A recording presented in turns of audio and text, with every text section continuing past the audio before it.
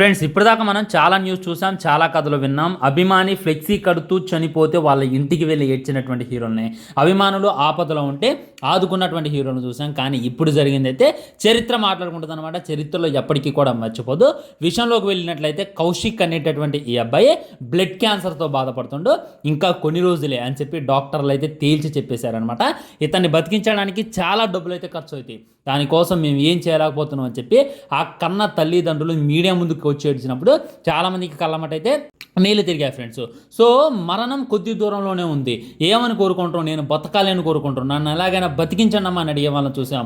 కానీ ఈ అబ్బాయి మట్టికి నాకు ఎన్టీఆర్ దేవర సినిమా చూడాలని ఉంది. ఈ నెల 27వ తారీఖున దేవర మూవీ రిలీజ్ అయిపోతుంది. నేను అది చూసిన దాకైనా బతకాలమ్మా అని చెప్పి ఆ తల్లిదండ్రులతో చెప్పగా వాళ్ళైతే షాక్ అయ్యారనమాట. నిజంగా ఇలాంటి అభిమానులు కూడా ఉంటారా? మరణం కొద్ది దూరంలోనే ఉంది, మరణం ఒక అడుగు దూరంలో ఉంది, అయినప్పటికీ తను బతకాలని కోరుకోవట్లేదు, నన్ను బతికించండి అని అడగట్లేదు, దేవరా సినిమా చూడాలని చెప్పి కోరుకుంటున్నారు. దీని మీద అయితే మూవీ టీం రియాక్ట్ అయింది, జూనియర్ ఎన్టీఆర్ గారు రియాక్ట్ అయ్యారు అనేటటువంటిది అయితే అర్థమవుతుందన్నమాట. మ్యాక్సిమం రేపు దీనికి సంబంధించినటువంటి ట్వీట్ అన్న వేస్తారు, లేదా ఆ అబ్బాయికి ప్రీమియం షో చూపించేటటువంటి ప్రయత్నం అన్నా చేస్తారు. మన యంగ్ టైగర్ ఎన్టీఆర్ అన్న వెళ్ళి కలవబోతుండు అనేటటువంటి వార్తలు కూడా వచ్చాయన్నమాట.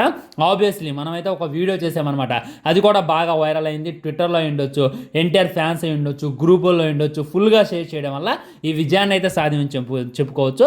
నిజానికి ఈ పిల్లగాడికి ప్రీమియర్ షో ఏది చూపిస్తే తను మళ్ళీ తిరిగి బతుకుతుడేమో అనేటటువంటిది అనిపించింది. Already power star Pawan Kalyan గారి మా కమ్మలోనే ఒక పాప చనిపోబోతుంటే తన ఆఖరి క్షణాల్లో పవన్ కళ్యాణ్ చూడాలంటే ఆ పవన్ కళ్యాణ్ గారు వచ్చి కలిశారనమాట.